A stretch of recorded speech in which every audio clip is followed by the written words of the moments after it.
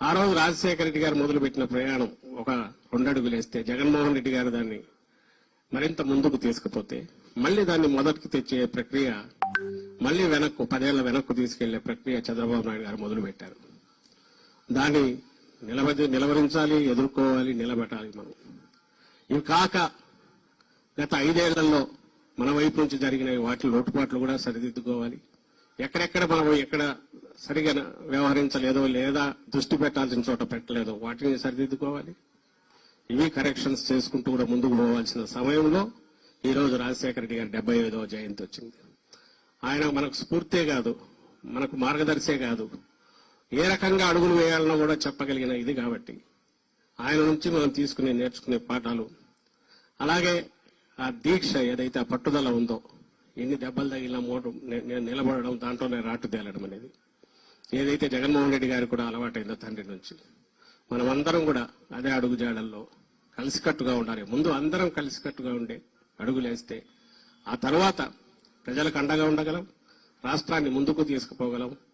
మళ్లీ ఆ పునర్వైభవం ఏదైతే ఉందో రాష్ట్రానికి కానీ అది తీసుకొచ్చే దిశగా 4 రోజులే కాబట్టి మనం ఇప్పుడే విపరీతంగా ఇది చేయాల్సిన అవసరం లేదు.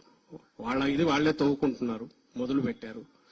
లక్షణంగా ప్రజల అధికారంలోకి ఇచ్చినప్పుడు చంద్రబాబు నాయుడు గారు దాన్ని ఎట్లా సద్వినియోగం చేసుకోవాలని ఆలోచించకుండా ఎట్లా పక్కదారి మళ్లించాలో ప్రజల చూపు మళ్లించి ఇటువైపు ఇంకా ఇప్పటికీ జగన్మోహన్ రెడ్డి గారి మీదనో వైఎస్ఆర్ కాంగ్రెస్ పార్టీ మీదనో అది అటాక్స్ చేయడం ద్వారానో ఇంకో ద్వారానో ప్రజల దృష్టి మళ్లించాలనో తాను అమలు చేయాల్సిన హామీల నుంచి తప్పించుకోవాలని చూస్తున్నారు. అది సాగనివ్వకుండా మనమంతా కలిసికట్టుగా అడుగులు ముందుకు వేయాలి.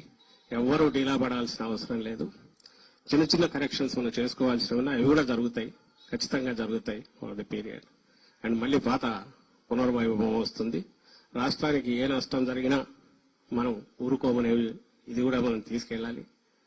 అండ్ ప్రజల పక్షాన ఎప్పుడు నిలబడే పార్టీగా మరోసారి పునరంకితం అవుతామని మనం అందరం కూడా శపథం చేయాల్సి ఉంది. ఈ సందర్భంగా ఈరోజు ఇంతకంటే మంచి రోజు కూడా మనకు రాజశేఖర రెడ్డి గారి జయంతికి మించింది లేదు. మనం అందరం కలవడానికి, కలిసి అడుగులు వేయడానికి, అదే దీక్ష పట్టుదలతో జగన్మోహన్ రెడ్డి గారికి అండగా నిలబడడానికి, పార్టీని ముందు నడపడానికి అని చెప్తూ మరోసారి అందరికీ రాజశేఖర రెడ్డి గారి జయంతి 75వ జయంతి ప్రత్యేకత ఉన్న రీత్యా 75వ జయంతి సందర్భంగా శుభాకాంక్షలు తెలియజేస్తూ సెలవు తీసుకుంటున్నాను. Thank you.